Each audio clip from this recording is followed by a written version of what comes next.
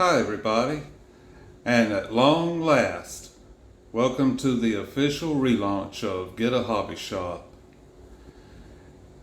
We are going to kick things off with this MAMOD SP1 steam engine.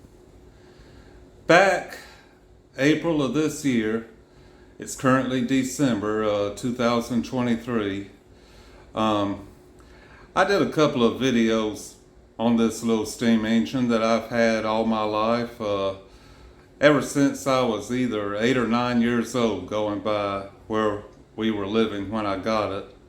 I don't remember if it was a Christmas present or a birthday present, but MAMOD launched the SP1 model in 1979 and discontinued it in 1985. Going by where we were living at the time I got this, I did the math on it, and I had to do some math on this because I'm 52 years old now. And where we were living when I got this, we lived there between 1978 and 1980.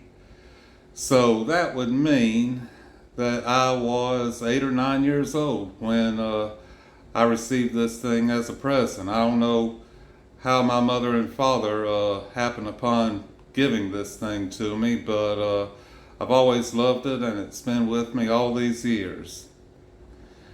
It is just the coolest thing in the world to me. And it's so simple the way it operates, and it's so ingenious. It's a brass boiler, and it has a relief valve up here, which you take out to add water into.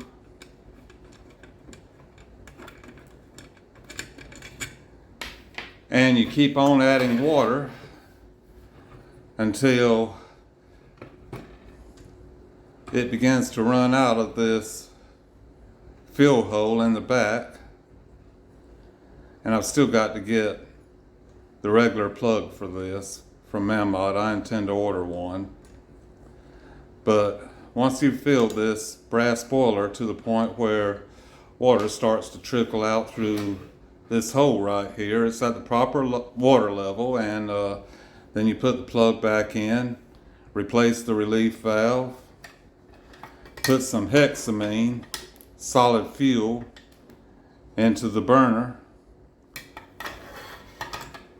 put a fire up under it, and it heats the water and builds steam pressure, which then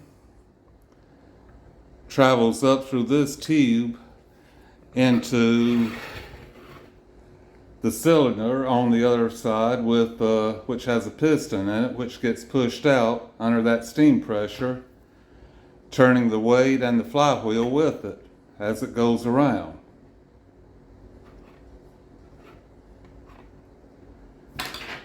It can run in either direction. Either way you start it, it'll run in that direction. But as the piston gets pushed out, the cylinder moves into position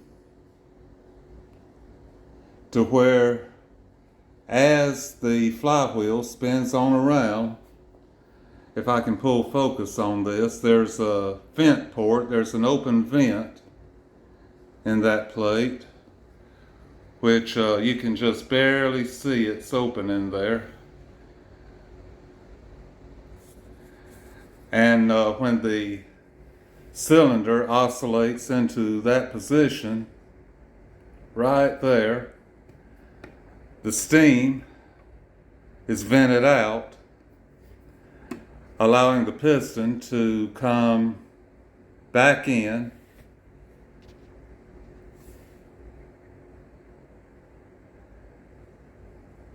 right as that hole gets closed off.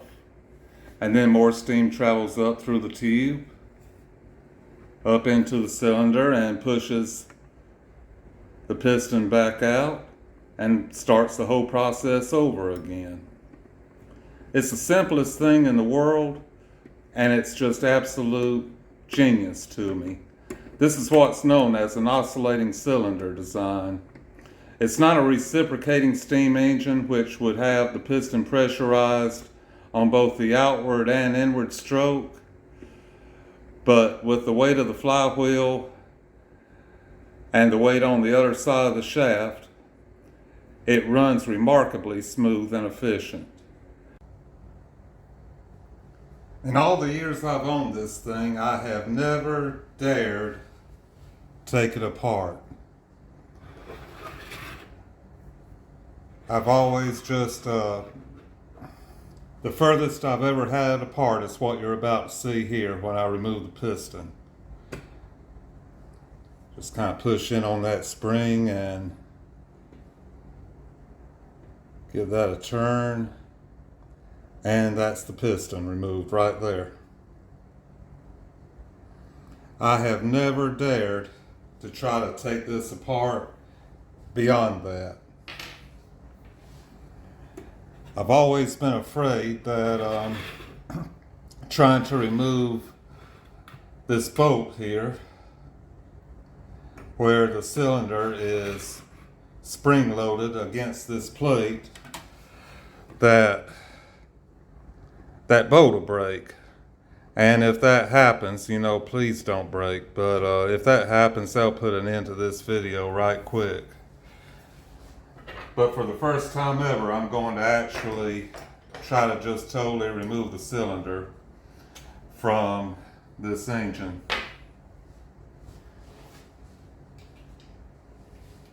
The bolt is a 3/16,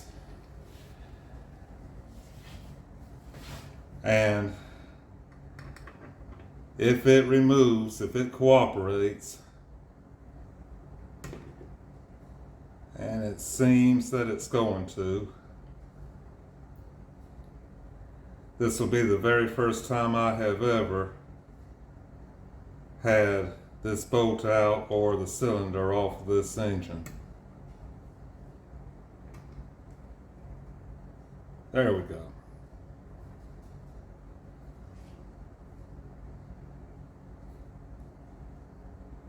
There we go.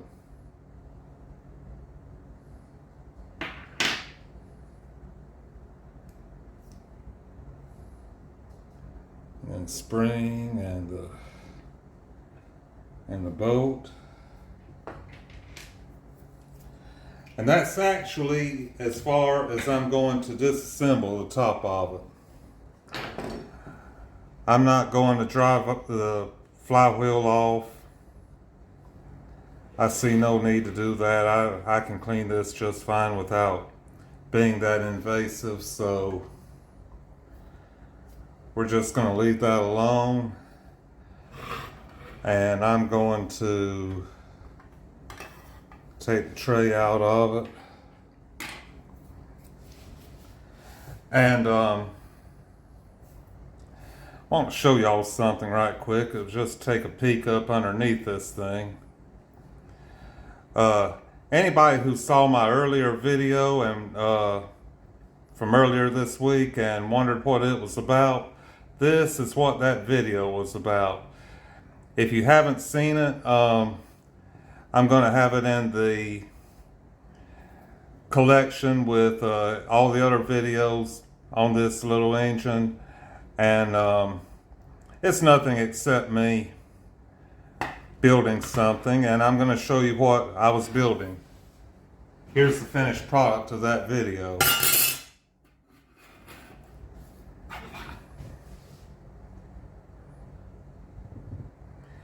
I was building a plate so that when I mount this engine, that fire will not be able to set ablaze the block that I'm going to mount this on. And I wasn't going to post that video, but it's actually some of the finest work I've ever done just using a bench grinder, and I thought it'd be a shame not to post it, considering what a good job I did fitting this, because For a while, this engine was mounted on a piece of wood that I found, and not thinking about that firebox being vented. If you look at where it was mounted on this wood, you see the following result. That's actually, it actually set fire to the wood down underneath it. I mean, that was in flames. It had a fire going in the firebox, and it also had a fire going underneath. So, given the special nature of the block of wood that I intend to mount this engine on, I wasn't too chuffed about the idea of having a fire start underneath the engine.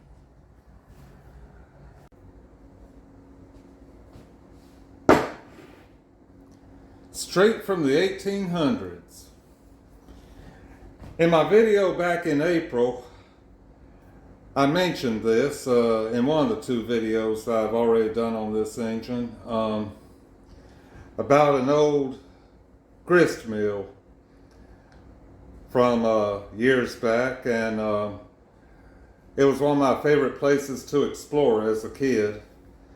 And this is unfortunately now about all that's left of it. It fell into the pond, the whole place, about, I reckon about 10 or 11 years ago.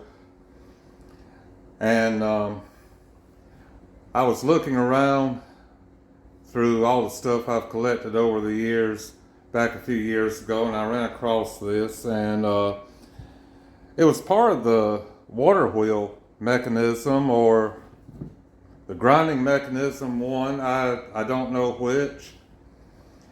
It was just laying around in there, and I was just a kid exploring and ignoring no trespassing signs, you know, the way you do when you're a kid, and somehow get away with it. But if you look right here, you see the wear pattern of where some part of that grist mill actually, this formed half a bearing for something in that grist mill. And right here, we've got a grease port actually, and still actually got dried grease impregnating this wood. It's still got caked up grease in here. And we see some more wear pattern down here on the bottom. But quite obviously the weight was on the top, because this is just a very pretty wear pattern from an old grist mill, something in an old grist mill from the 1800s. And that's beautiful to me, because I think when I think of the 1800s, I think of water power, and I think of steam power. So by the time I get this MAMOD cleaned up, and I get this plate here, and get everything lined up, I think it's going to be a very, very nice display piece. Continuing now with the disassembly, here we can clearly see the vent port on top and the intake port from the pipe on the bottom. And what I'm finding kind of interesting also looking at this is it's actually got an indentation right here for oil to collect when you add oil to it to lubricate the cylinder. I would have thought that it had been flat all the way. I really would have thought it would have been just smooth right through here, but it's actually got an oil reservoir in it. And that's really, that's just an extra touch that I wasn't expecting. But here you can see, once again, here's the exhaust port up here on top, and where the steam pressurizes the cylinder, where that comes in, right here on the bottom. Sometimes I get mad at autofocus when I'm trying to demonstrate things like that on this channel. But anyway, and right here in the cylinder, we can see right here, that's where the steam goes in. And also, when it oscillates to the exhaust position, this is where the steam vents out.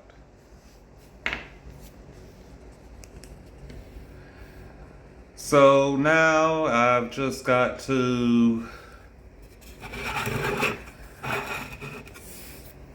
continue disassembly here, and I've never, like I said, I've never had this thing apart before.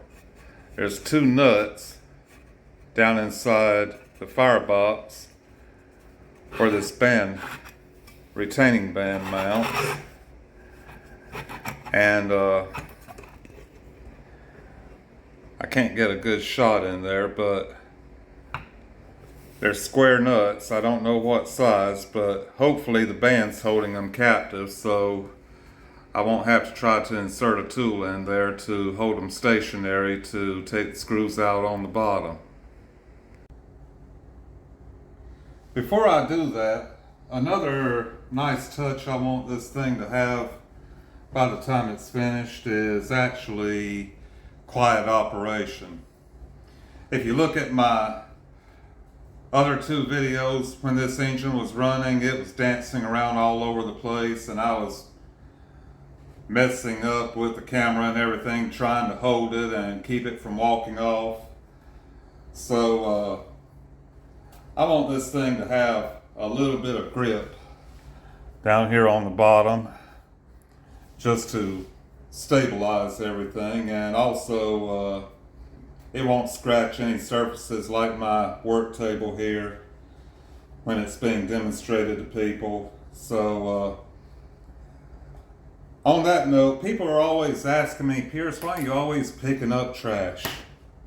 Well, because I see trash like this. It was just laying in the road, and apparently a piece of weather stripping from a car or something, and it was just laying in the road, and it's nice, it's soft, and when I see something like this, I just, I think, hey, that might have a use to it, so I pick it up.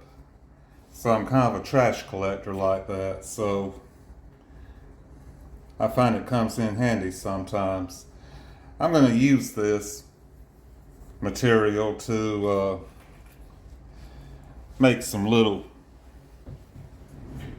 cushion feet for this block of wood, and I'm not going to fasten them other than just, I'm going to use some goop, actually, amazing goop, just to glue them in place, and they can be setting in place on this block while I'm continuing with the rest of this.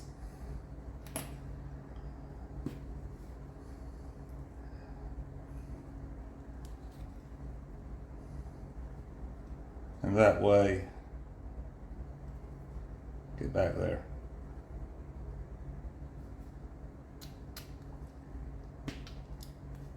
And that way I won't have to worry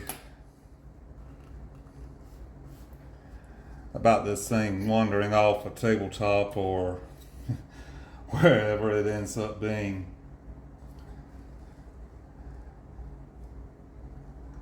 Being demonstrated from now on.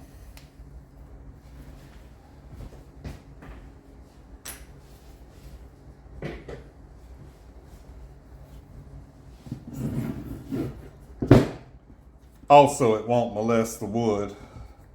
If I change my mind and I want to go a different route on this later, it'll be easy to just get these off, and the patina and everything of the wood won't be affected. It doesn't sit totally level. It's got a little bit of wobble here. That's all right. I'm not going to try to true it up or anything because, like I said, I don't want to alter this wood in the slightest. Not any more than I have to. It's got too much history to it. And I appreciate that. So I'm just going to lightly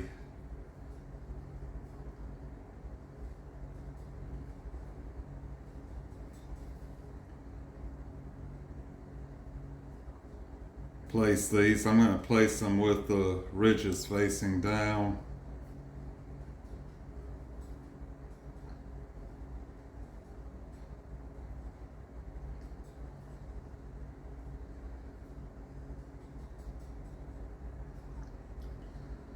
Not really going for perfection, although perfection would be nice, but that's a standard I've always had trouble holding to. So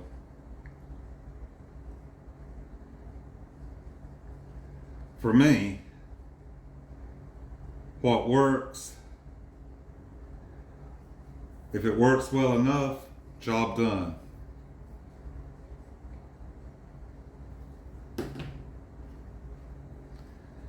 But if you kindly subscribe and give this channel a look in once in a while, it's kind of hard to describe what this channel is going to be about. Pretty much everything on this channel is going to be vintage, though, in some form. We're going to be dealing with a lot of antique radios and televisions, a lot of antiquated electronics on here. And that's what I originally thought this channel was going to be entirely. But I got reconsidering that because there's so many things that electronics intersects with, you know. Like old record players and tape decks and even the old mechanical tuners in radios and televisions.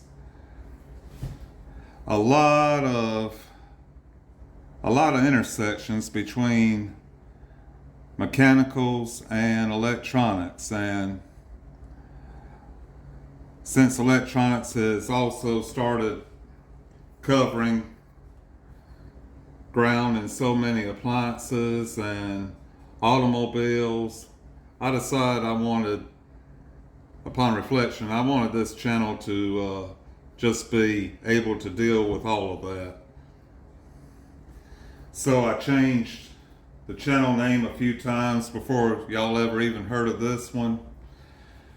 And I finally decided to get a hobby shop because between automotive and appliances and radios and televisions and everything else out there that is actually, you know, involved in the field of electronics, I wanted a name for the channel that would, you know, be suitable for all of that.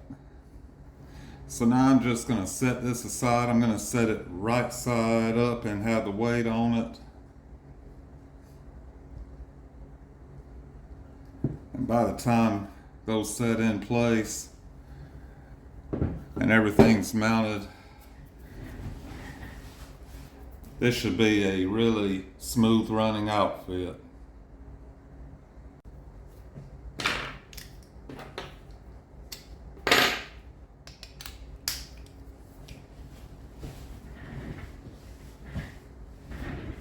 Okay, honey, let's see if I can get you apart. Will you cooperate with me? Will you go along with that? Go along with the program? Looks like you are. Go ahead and get this other one started.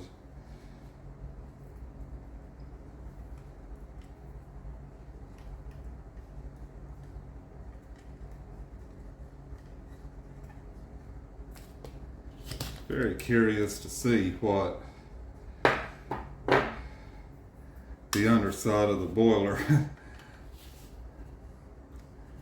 looks like after all these years.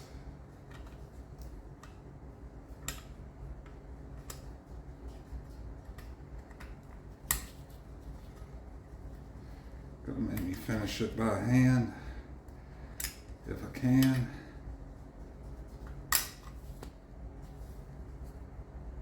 One screw out.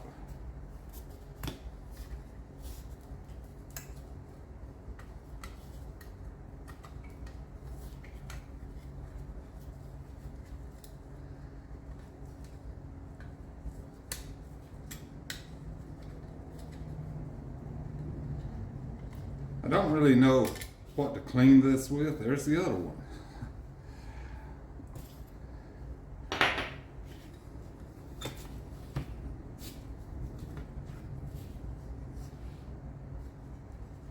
Okay.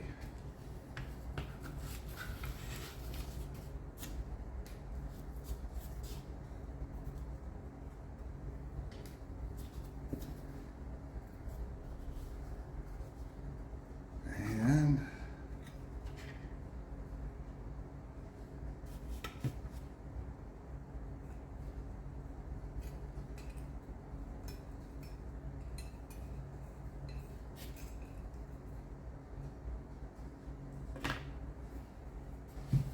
there we have it.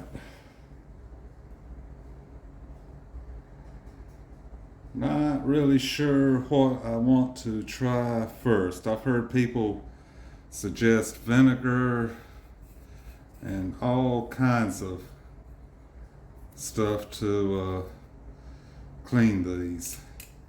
I'm looking for whatever works and will work with the least abrasion. I'd like to not have this thing, well, I'd like for it to shine. I'd like for it to shine like new, but that's probably out of the question.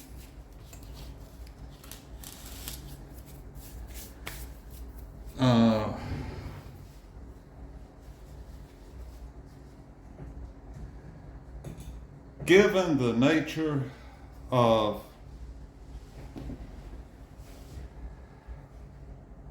what this is coated with,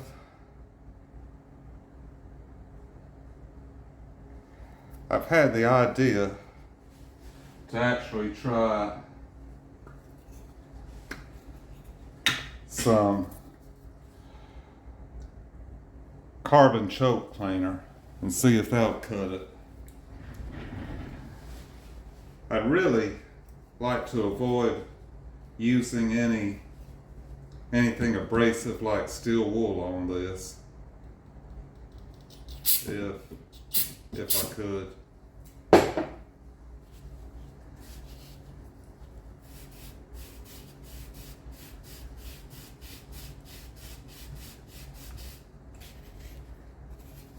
Well, that's getting it off of there, but looks like it's going to take a long time. I don't know, that's cutting it. That's cutting it some, y'all.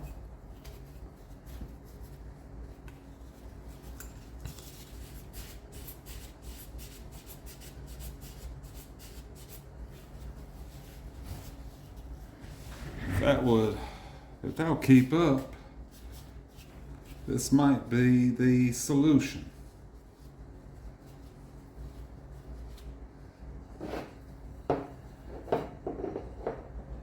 what made me zero in on trying this other than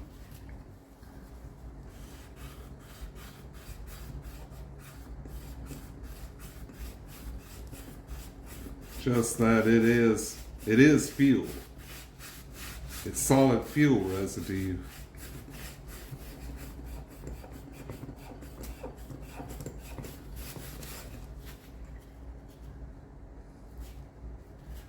And it does have these places in it where, I don't know if y'all can see, but just under my nail, because yeah, we get stuff under our nails here too.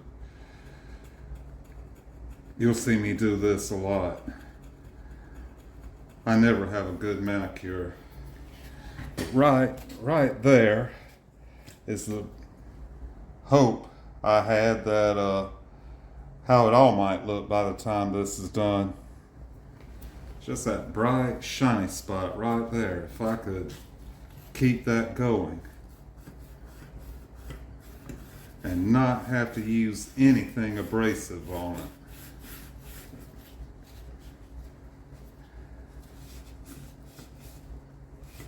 And this is actually cutting it. But I wonder if something else might work better. So I'm daring enough down here where it's going to be hid to actually try the no-no of starting fluid and see if that does anything.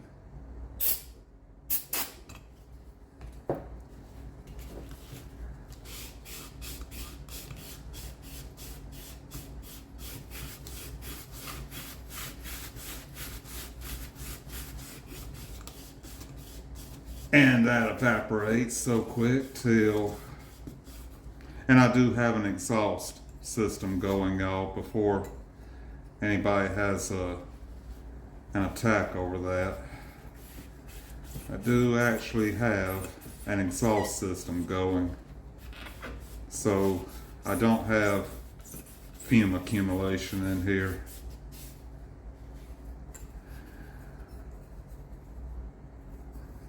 It's not looking terrible. It's just going to be slow progress.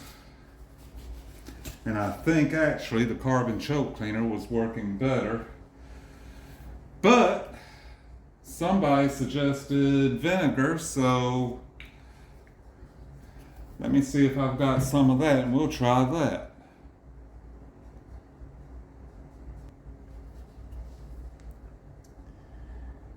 Bingo!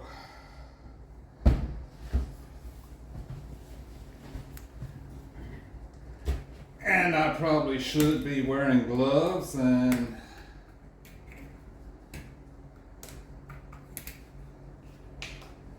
that's definitely good advice, but I like to be able to feel what I'm doing, so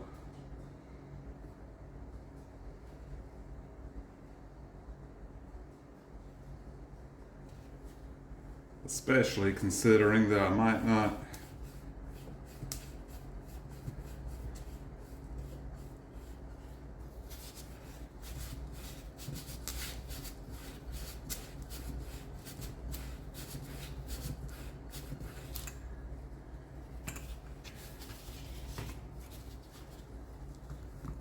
ever have another chance to really get it done and have it actually gleaming again. Well, that's cutting it too, but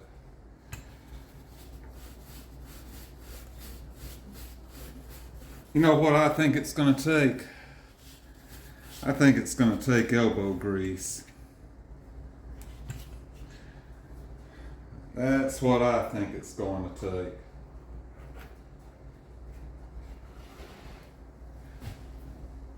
But I'm going to also try our old friend WD-40.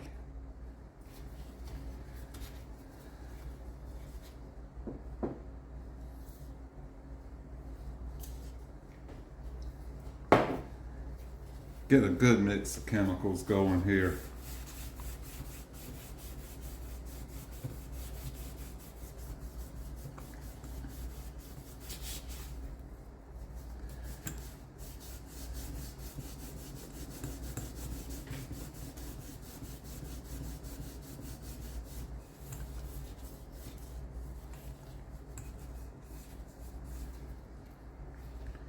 And that's not cutting it so good.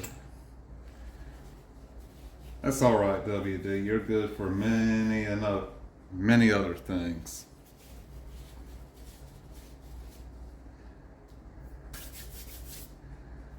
So,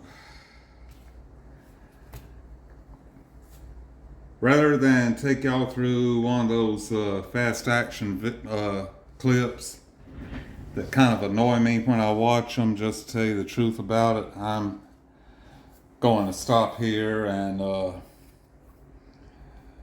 just continue on with this. Or I tell you what, actually, wouldn't it be nice if I could just get this done in the snap of a finger? And suddenly it's clean. And also, quite obviously, suddenly it's daylight. And going on about 10 o'clock in the morning here. Y'all, this was a lot more work than I had anticipated, and it took a lot longer than I anticipated it would. And in the end, quite predictably, the winning combination for cleaning it was WD-40 mixed with Marvel Mystery Oil, and here's the predictable part,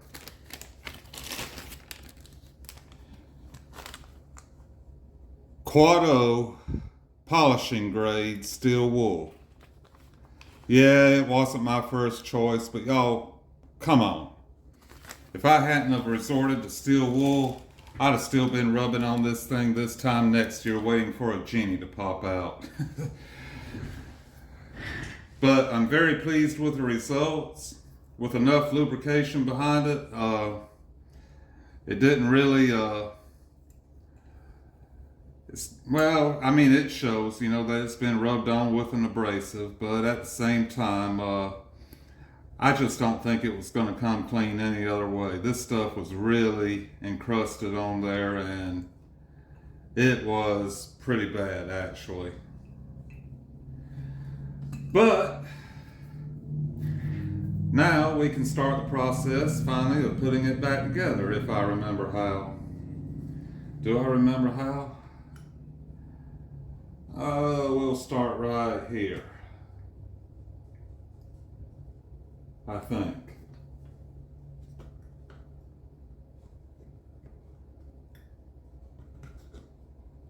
Okay, yeah, we'll start right there. Whoops. I'll get that over that lip.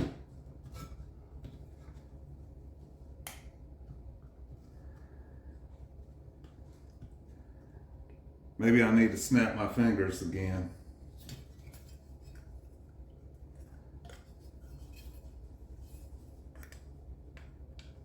That lip right there caught me.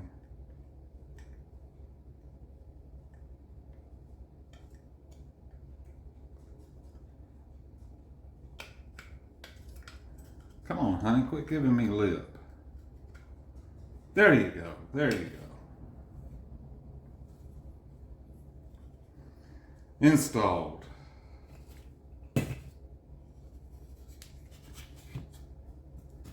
And now the Firebox.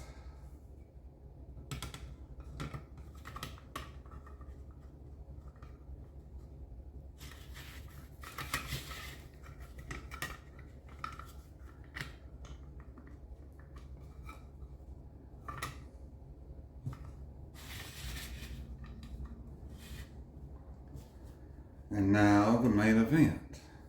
And this is going to get interesting.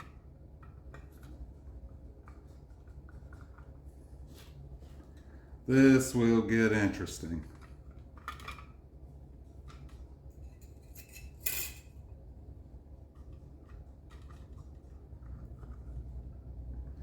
because I've got a feeling that getting this band out was the easy part, actually.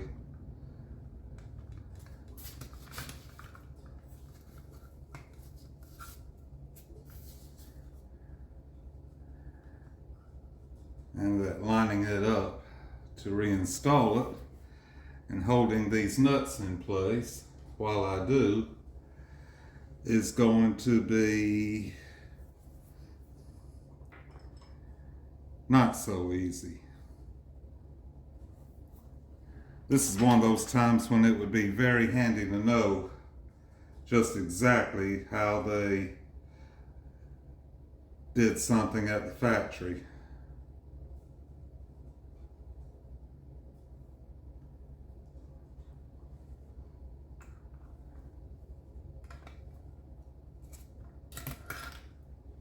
Yeah, I was afraid of that. Where did that go? Right down underneath it? Oh yeah.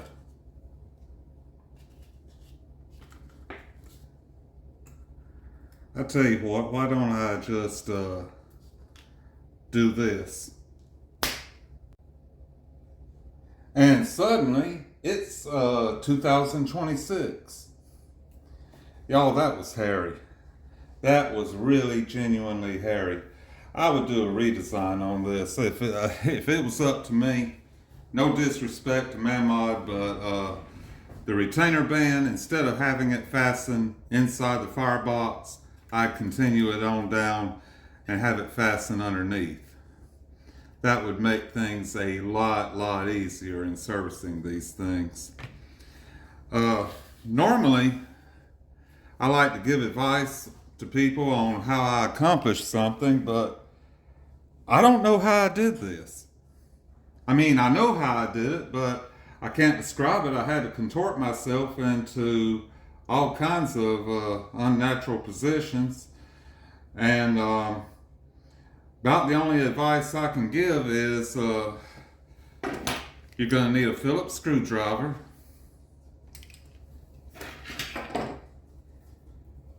You're going to need a pair of these. Excellent eyesight, a lot of patience, an exorbitant amount of patience, and other than that, if you don't yet believe in mysticism, now might be a good time to start, because that's tough. Anyway, moving on. As the chances of this thing putting on a real good steam show for us begin to dwindle more and more as the sun gets higher and higher in the sky, we're ready to install the cylinder now. And I'm just going to drop the piston in.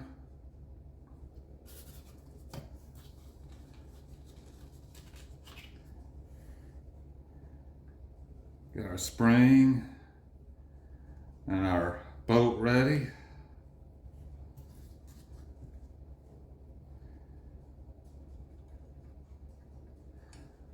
And see if I can ring this for the camera. And I probably can't. No, I can't. Of course you can't, Pierce. You can't do that.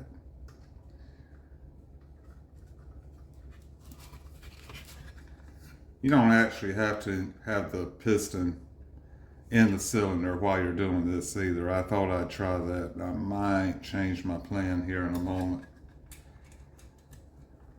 Let me get where I can see you, baby. There you go. Okay. And I am going to change my plan. We're just going to focus on the cylinder right now. Always willing to adapt. Always be willing to adapt. If one way isn't working, try another. Okay, now can I start that? Or am I going to have to go ahead and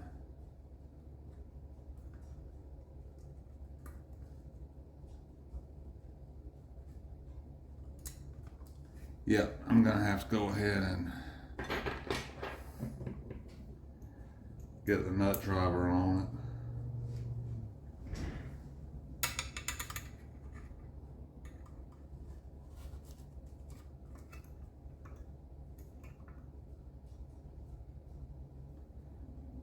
Careful not to cross thread it.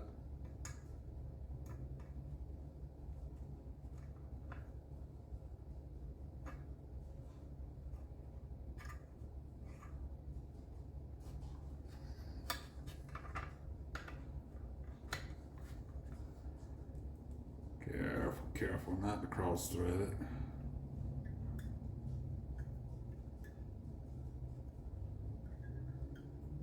And with the spring action, that's actually hard to feel.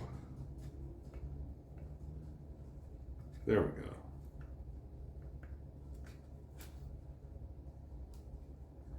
And don't over tighten. I'm not even using a handle here. Another reason I don't work with gloves. I like to be able to feel what I'm doing, and that's the way I get the hobby shop manicure, for which time is the only cure. Every time I get working on something mechanical like this.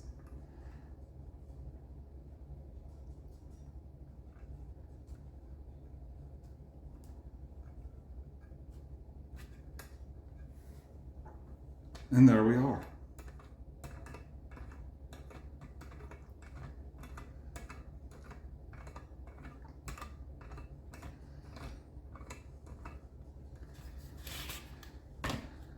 So, what's next? The relief valve. But before I install the relief valve, we want to go ahead and fill this thing up for its inaugural run.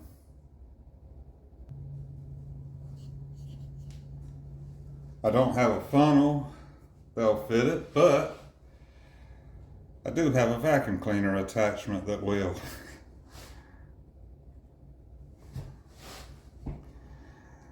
And for those who have never done it, I'm just going to fill it up until it dribbles out right here.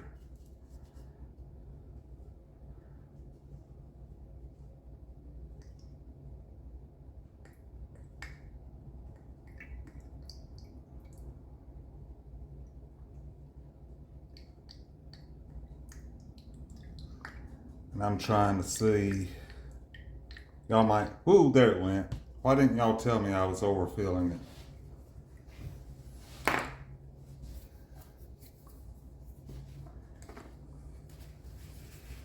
Doggone. Just get it cleaned up and already flooding everything.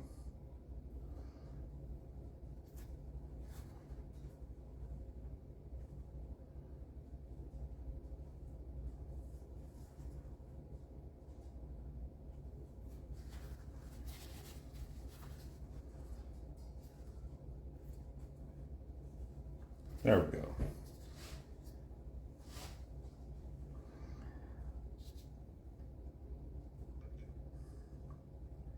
And this is unsightly, but right now it's what I have to rely on, and it's got the same threads as the normal plug that goes in here, so I'm just going to be careful not to over tighten.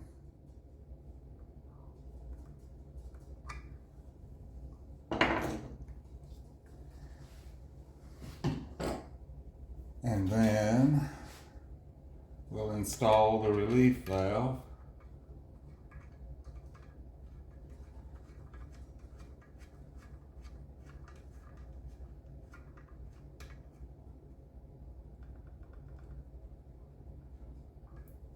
Snug that down.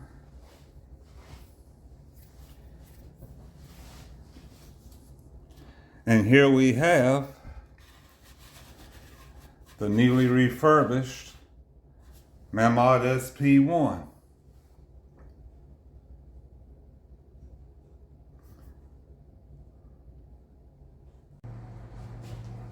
Of course, I also want to go ahead and mount this thing on this wood block and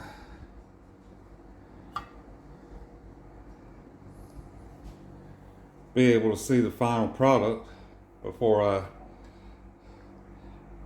take it out on its maiden voyage.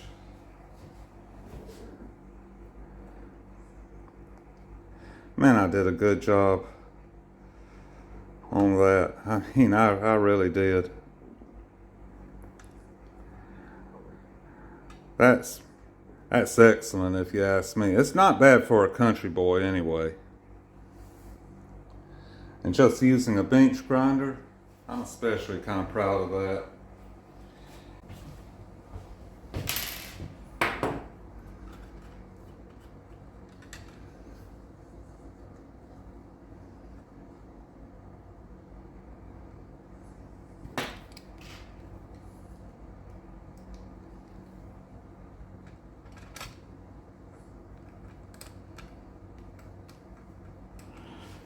Where are you at?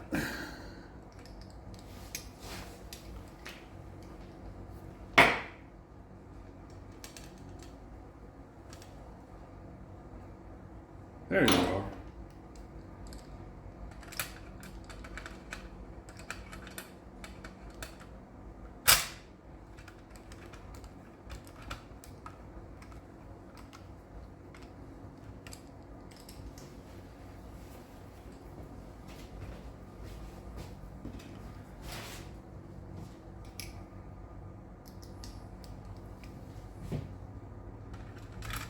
What about you?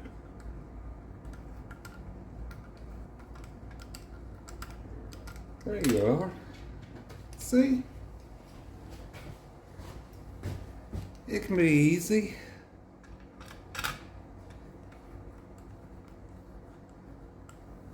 If you put enough effort in.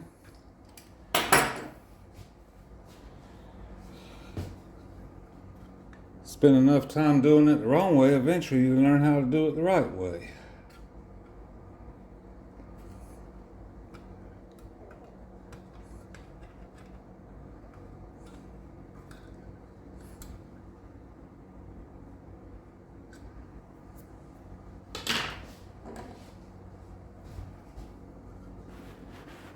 Okay, I want it hid as much as I can have it hid.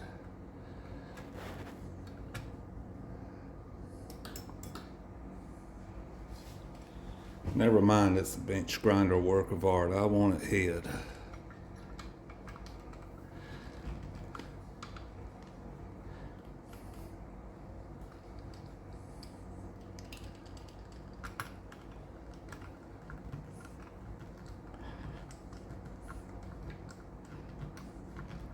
Old timers out there realize I'm using an old X-Lite toolkit still.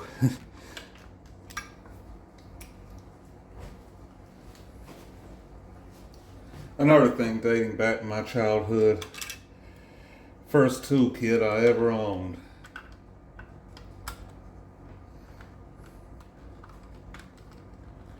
X-Lite Service Master.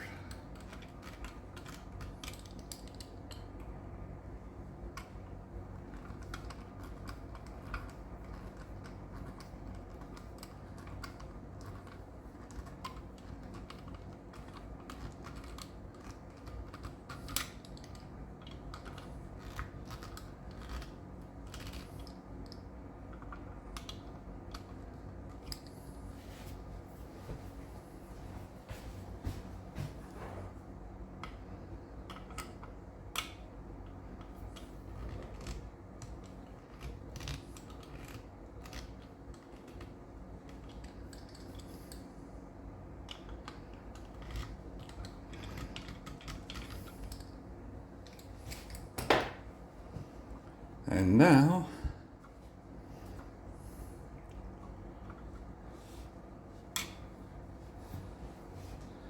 we are finally ready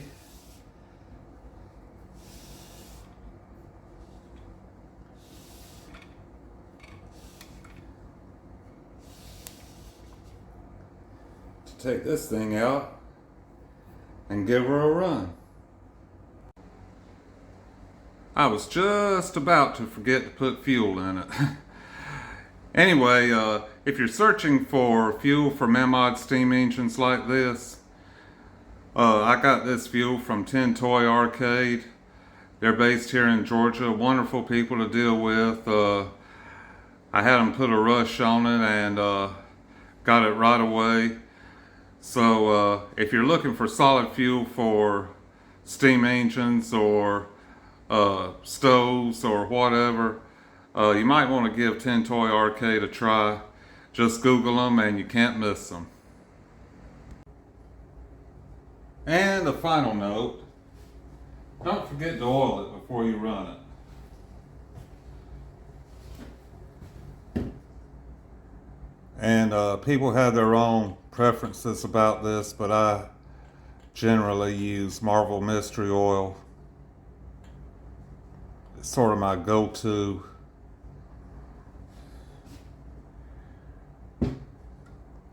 And just won't get a drop in all the bearing surfaces. Yeah, I know, just after getting it all cleaned up, gonna dump oil into it, but hey, it's a steam engine, y'all.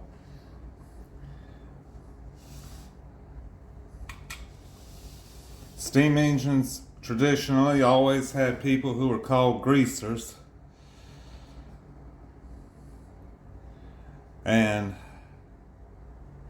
their job was to keep everything running smoothly.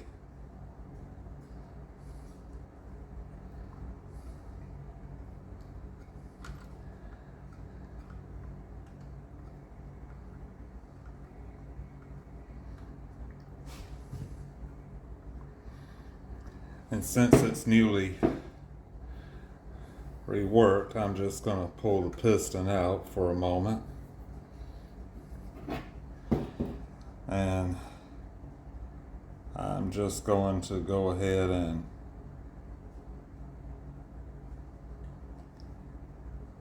thoroughly oil it.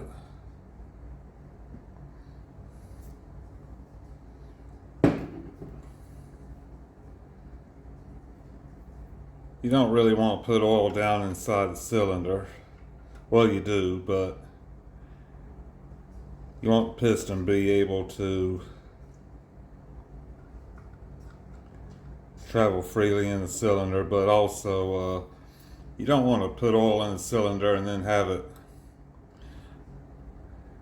possibly close off the steam input, which can happen.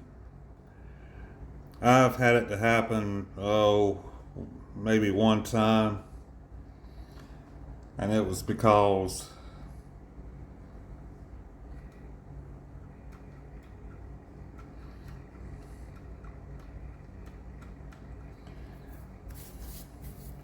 oil had actually closed the steam from having access to the cylinder.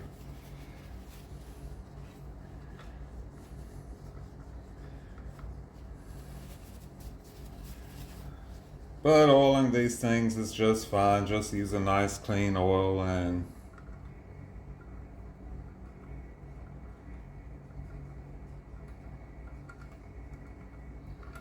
be sure to do like I didn't do as a kid and clean your steam engine up after every use. Come on.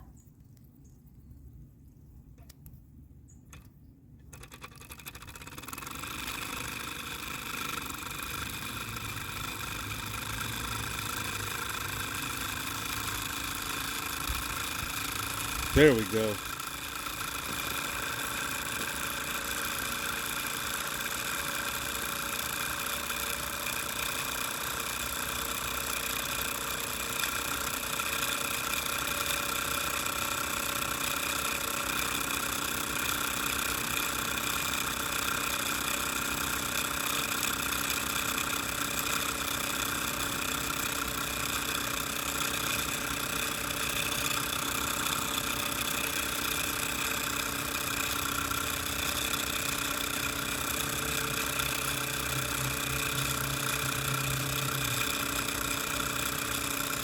I've waited so long to see that. I never thought I'd see it running, shining, and gleaming like that again.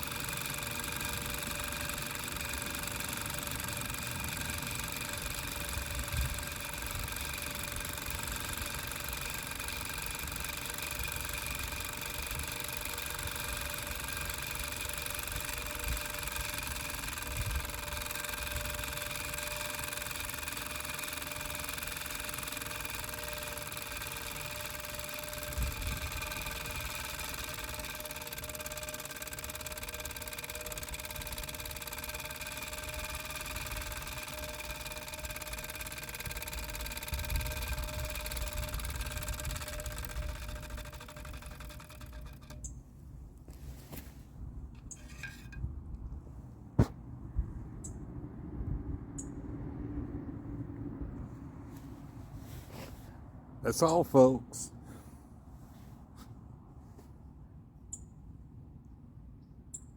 That was a good run. I'm very happy with that. A little rough starting, but that was a great run.